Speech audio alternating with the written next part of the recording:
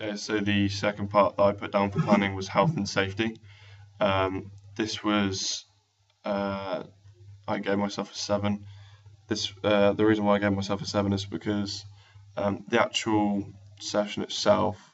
was a sprint session, and that in itself is quite risky because you're having to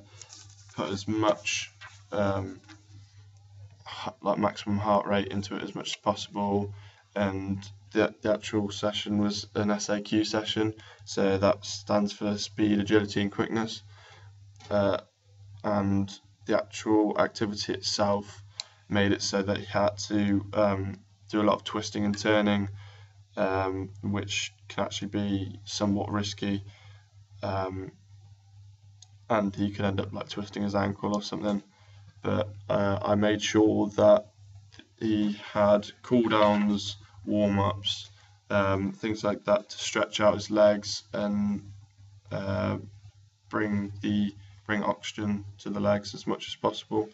to prevent injury, and also stretch out his ligaments,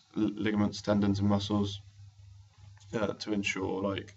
the least amount of risk that was there. And for the reason that it was a 7 instead of a 10 was that the actual session itself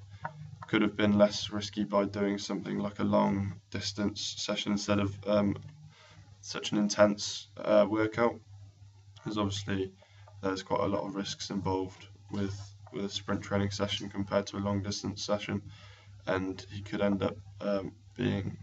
hit with hypothermia in a very rare case, but could still happen due to the amount of work he's putting in.